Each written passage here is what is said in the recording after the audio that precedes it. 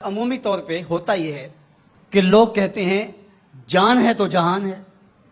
جان اور جہان کا فلسفہ ہم بچپن سے سنتے آئے ہیں.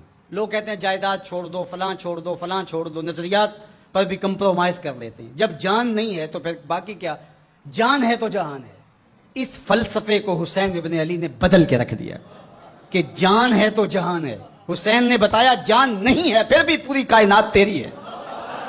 لوگ یہ کہتے ہیں کہ اگر لٹ گئے تو پھر سب کچھ برباد ہوگا. حسین نے یہ فلسفہ دیا لٹ کے ہی تو آباد ہوا جاتا ہے. یزید سب کچھ بچا کے بھی نہ بچ سکا، حسین سب کچھ کٹا کے بھی زندہ ہو جاوید رہا.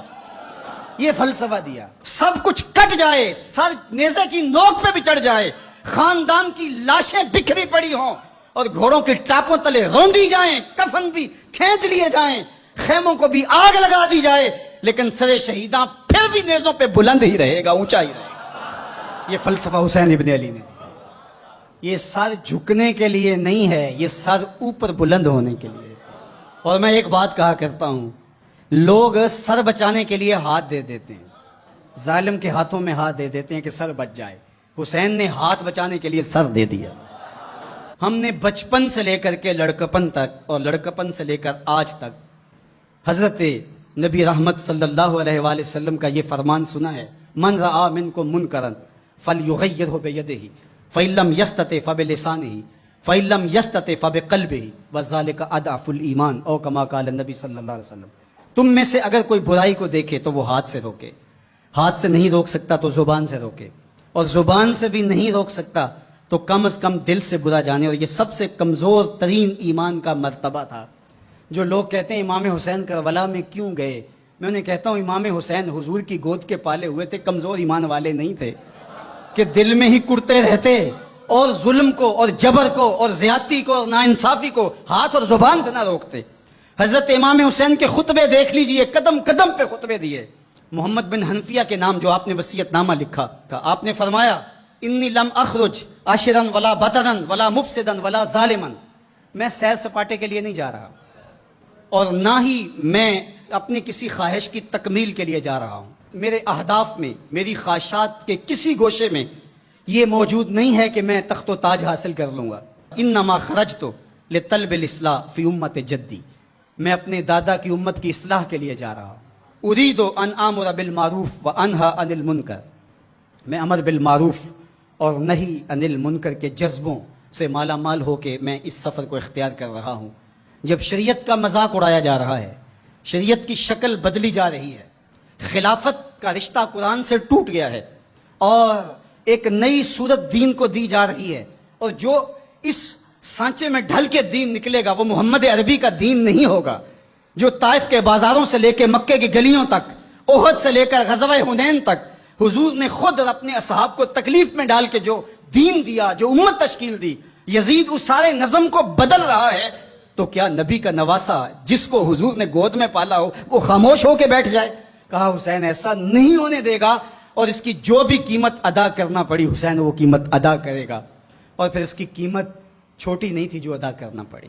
اگر حضرت امام حسین رضی اللہ تعالیٰ عنہ اس وقت کربلا کے تپتے ہوئے ریگزار میں، اس میدان حق و باطل میں اپنی قربانی پیش کر کے جبر کا راستہ نہ روکتے تو یہ بات اچھی طرح سے ذہن نشین کر لیجئے، اسلام کی یہ شکل جو آپ کو دکھائی دے رہی ہے یہ موجود ہی نہ ہوتی. دنیا کے اوپر کتنی تہذیبیں، کتنی ملتیں اور کتنی اقوام جب ان کے اندر تغیر آیا تو وہ اپنی اصل صورتی چیزیں کھو بیٹھی. دنیا کے اوپر کتنے مذاہب، یہودیت کی شکل دیکھ لیجئے، کیا یہ وہی صورت ہے جو حضرت موسیٰ لے کر آئے؟ عیسائیت کی شکل دیکھ لیجئے، کیا یہ وہی صورت ہے جو حضرت عیسیٰ لے کر کے آئے؟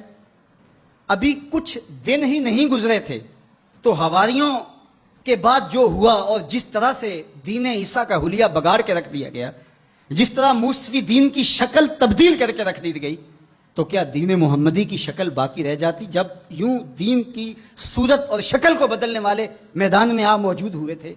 لیکن باقی ادیان، باقی تہذیبیں، باقی ملل، باقی قومیں، ان کی شکل اس لیے تبدیل ہو گئی کہ اس شکل کو بچانے والا کوئی حسین وہاں نہیں تھا. اور یہاں اس دین کی اصل صورت اور شکل اس لیے موجود رہی کہ اس دین کو بچانے والا حسین ابن علی موجود تھا. مسٹر گوکھلے نے کہا تھا کہ اگر حسین ابن علی رضی اللہ تعالی عنہ نہ کھڑے ہوتے تو اسلام یا تو مٹ ہی جاتا، اور اگر موجود رہتا تو اس کی وہ شکل نہ ہوتی جو محمد بن عبداللہ لے کر آئے تھے، اس کی شکل وہ ہوتی جو یزید پیش کر کے جاتا. لیکن حسین ابن علی کی قربانی، ان کی نہضت کی وجہ سے، ان کے قیام کی وجہ سے، ان کے کھڑا ہو جانے کی وجہ سے 14 صدیاں گزرنے کے بعد آج بھی وہی اسلام ہے جو آمنہ کا لال دے کے گیا تھا. یہ حسین ابن علی کا کام ہے جو حسین نے کیا. اس لیے حضور نے ناز کیا حسین پر، کہا کہ حسین منی و انا من حسین، حسین مجھ سے ہے اور میں حسین سے ہوں. یہ مجھ سے ہے کہ میری بیٹی کا بیٹا ہے، میری نسل ہے، میرا نسب ہے. میں حسین سے ہوں، قیامت تک میرے دین کا جھنڈا جھولتا رہے گا تو اس کی بنیادوں میں لہو حسین ابن علی کا. حضرت امام حسین رضی اللہ تعالی عنہ نے ایک بات کہی تھی جب بیعت کا آپ سے مطالبہ کیا گیا، تو آپ نے یہ نہیں کہا کہ میں یزید کی بیعت نہیں کرتا، بلکہ آپ کا جملہ تاریخ ساز ہے. بڑے لوگوں کا کلام بھی بڑا ہوتا ہے اور حکمت کے نور سے بھرا ہوا ہوتا ہے. قیامت تک ایک نسب العین دینا تھا.